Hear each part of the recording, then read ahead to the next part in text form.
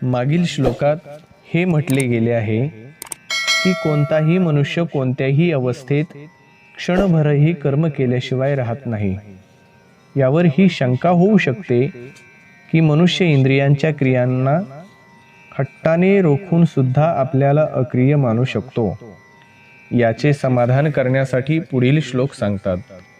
कर्मेंद्रियाणि संयम्य यस्ते मनसा स्मरण इंद्रियार्थान विमूढात्मा मिथ्याचारस्य उच्यते.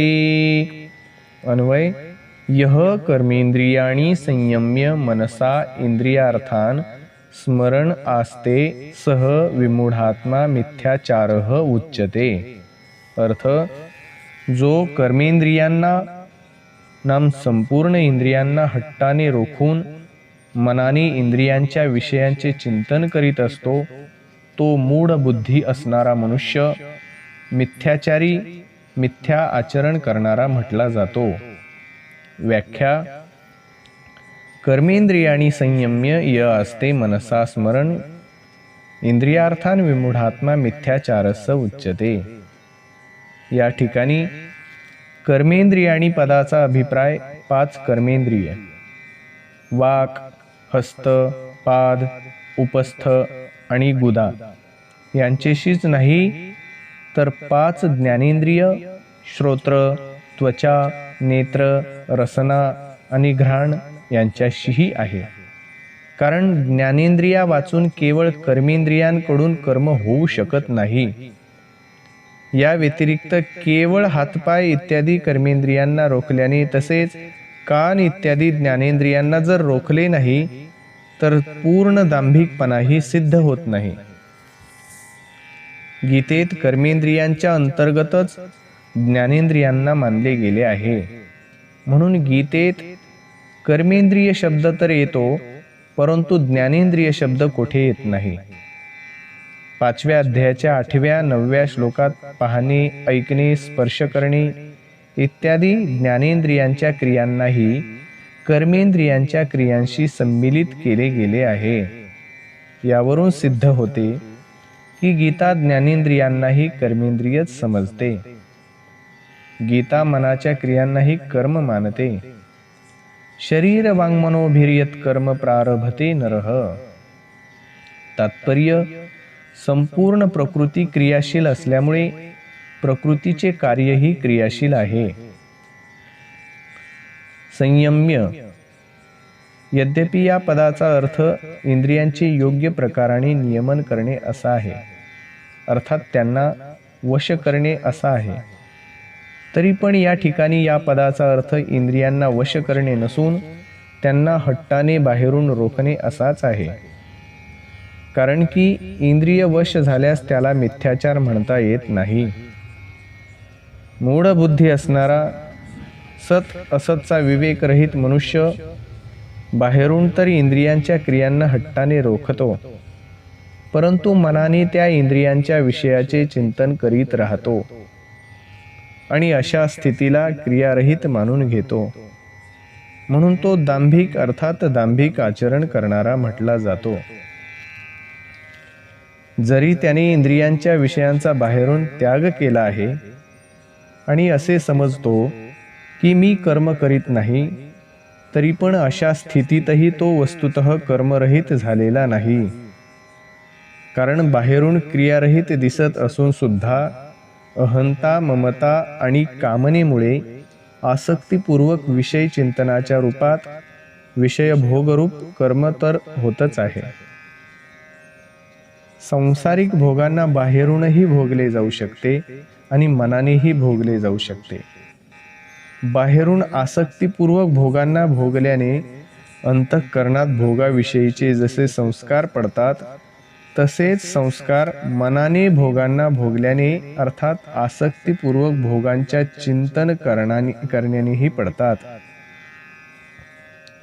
बाहेरून भोगांचा त्याग तर मनुष्य विचाराने, लोकलज्जेच्या भीतीने आणि व्यवहार सुरळीत चालणार नाहीत या भीतीनेही करू शकतो. परंतु मनाने भोग भोगण्यात बाहेरची कोणतीच बाधा येत नाही. म्हणून तो मनाने भोगांना भोगत राहतो.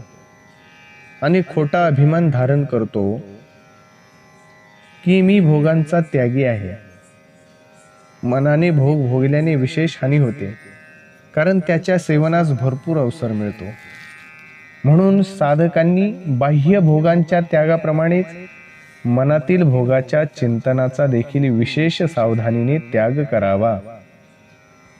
अर्जुन सुद्धा कर्मांचा स्वरूपाने त्याग करू इच्छित आहेत आणि भगवंतांना विचारित आहेत की आपण मला घोर कर्मात का प्रवृत्त करीत आहात. याच्या उत्तरात या ठिकाणी भगवंत म्हणतात की जो मनुष्य अहंता, ममता, आसक्ती, कामना इत्यादी मनामध्ये ठेवून केवळ बाहेरून कर्मांचा त्याग करून आपल्याला क्रियारहित मानतो, त्याचे आचरण दांभिकपणाचे आहे. तात्पर्य, साधकांनी कर्मांचा स्वरूपाने त्याग न करता कामना आसक्तीरहित होऊन तत्परतेने कर्म करीत राहिले पाहिजे. परिशिष्ट भाव, सांसारिक भोगांना बाहेरूनही भोगले जाऊ शकते आणि मनानेही. बाहेरून भोग भोगणे आणि मनाने त्याच्या चिंतनाचा रस नाम सुख घेणे दोन्हीत कोणताही फरक नाही.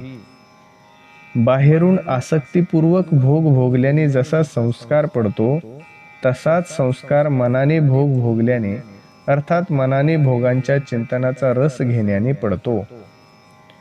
भोगाचे स्मरण झाल्यावर त्याच्या स्मरणाने रस घेतात, तर कित्येक वर्ष गेले तरीही ते भोग जसेच्या तसे म्हणजे ताजे कायम राहतात. म्हणून भोगाच्या चिंतनानेही एक नवीन भोग बनतो. इतकेच नव्हे, मनाने भोगांच्या चिंतनाचे सुख घेण्याने विशेष हानी होते. कारण लोक लज्जेमुळे व्यवहारात भानगड होईल या भीतीने मनुष्य बाहेरून तर भोगांचा त्याग करू शकतो, परंतु मनाने भोग भोगण्यात बाहेरून कोणती बाधा येत नाही. म्हणून मनाने भोग भोगण्यासाठी विशेष अवसर मिळतो. म्हणून मनाने भोग भोगणे साधकासाठी फार नुकसान करणारी गोष्ट आहे. वास्तविक मनाने भोगांचा त्याग हाच वास्तविक त्याग आहे. चौथ्या श्लोकात भगवंतांनी कर्मयोग आणि सांख्ययोगाच्या दृष्टीने कर्मांचा त्याग अनावश्यक दाखविला. नंतर 5व्या श्लोकात म्हटले की कोणताही मनुष्य कोणत्याही अवस्थेत क्षणभर सुद्धा कर्म केल्याशिवाय राहू शकत नाही. 6व्या श्लोकात हट्टाने इंद्रियांच्या क्रियांना रोखून आपल्याला क्रियारहित समजणाऱ्याचे आचरण दांभिक म्हटले. यावरून सिद्ध झाले की कर्मांचा स्वरूपाने त्याग करण्याने तो त्याग वास्तविक त्याग नाही. म्हणून पुढील श्लोकात भगवान वास्तविक त्यागाचा परिचय देत आहेत. ते पुढील भागात पाहूयात. पुंडलिक वरदा हरी विठ्ठल. श्री ज्ञानदेव तुकाराम. गोपाल कृष्ण भगवान की जय.